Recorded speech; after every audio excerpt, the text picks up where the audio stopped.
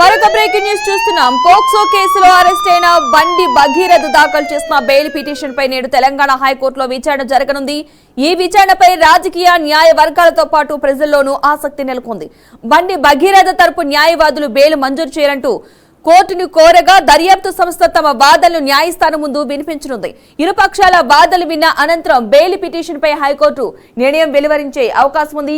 Case దర్యాప్తు పురోగతి, అందుబాటులో ఉన్న ఆధారాలు, ఇరుపక్షాల వాదనలను పరిగణలోకి తీసుకుని న్యాయస్థానం తదుపరి ఆదేశాలు జారీ చేసే అవకాశం ఉందని న్యాయ వర్గాలైతే భావిస్తున్నాయి. ఇక రాష్ట్రంలో సంచలనం సృష్టించిన ఈ పోక్సో కేసులో హైకోర్టు ఎలాంటి నిర్ణయం తీసుకుంటుంది అనే దానిపై ఇప్పుడు అందరి దృష్టి నెలకొని ఉంది. ఇదే అంశానికి సంబంధించిన పూర్తి సమాచారాన్ని మా రీజనల్ కోఆర్డినేటర్ వెంకటరెడ్డి మరింత సమాచారాన్ని అందిస్తారు.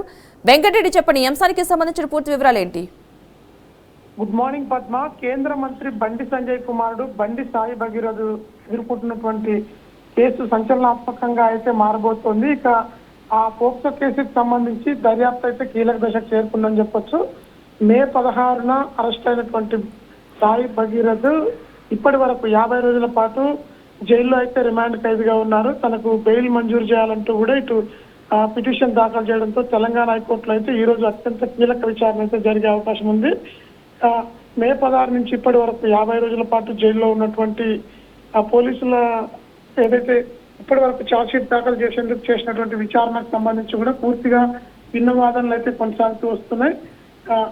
క్రైమ్ సీన్ తో పాటు రీకన్స్ట్రక్షన్ కూడా పూర్తి చేసినటువంటి డిఫెన్స్ లాయర్లు అయితే బెయిల్ ఇవ్వాలని చెప్పి పోలీసులపై అయితే ఇక వ్యతిరేకంగా ఇక పిటిషన్ కూడా దాఖలు చేశారు. దీంతో ఇక సాక్షుల తారుమారు చేసేందుకు అవకాశం ఉందంటూ కూడా ఇటు పోలీసులు మరొక వైపు అయితే తమ వాదనను కూడా వినిపిస్తున్నారు.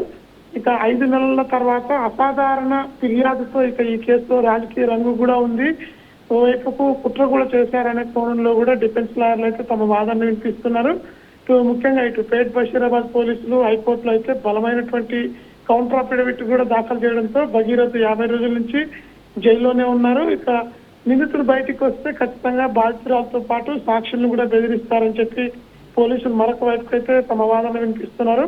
17 ఏళ్ల మైనర్ బాలికతో స్నేహాన్ని పెంచుకోవడమే కాకుండా మానసికంగా, శారీరకంగా లొంగ తీసుకొని నానక్రామ్గూడతో పాటు తదితర ప్రాంతాల్లో పలుమార్లు లైంగిక దాడికి పాల్పడ్డట్టు బలమైన ఆధారాలు ఉన్నాయంటూ కూడా పోలీసులు కోర్టుకైతే నివేదికను ఇచ్చారు. ఇక దీంతో ఈ కేసుకు సంబంధించి బిఎన్ఎస్ సెక్షన్ 64/74, 75 తో పాటు పోక్సో చట్టంలో ఉన్నటువంటి అత్యంత కఠినమైనటువంటి సెక్షన్లు 51, 6, 11, 12 కింద కూడా కేసులు నమోదు చేశారు. దీంతో బెయిల్ ఖచ్చితంగా ఇవ్వద్దు అంటూ పోలీసుల వాదన ఉంది.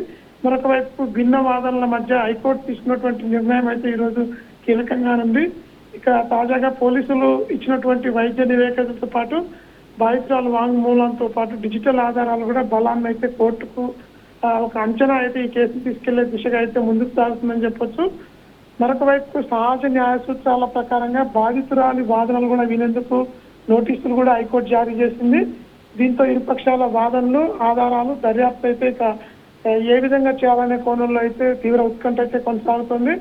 ఇక కేంద్ర మంత్రి కుమారుడు పోక్సో కేసు లాంటి కేసులో ఎదుర్కోవడం అయితే రాజకీయంగా కూడా చర్చనీయాంశంగా అయితే ఉంది. 50 రోజుల నుంచి బెయిల్ కోసం ఎదురు చూస్తున్నటువంటి భగీరథకు ఈ రోజు హైకోర్టు బెయిల్ ఇస్తుందా, తిరస్కరిస్తుందా కోణంలో తీవ్ర ఉత్కంఠ అయితే కొనసాగుతోంది. Padma. Right, thank you Venkatareddy.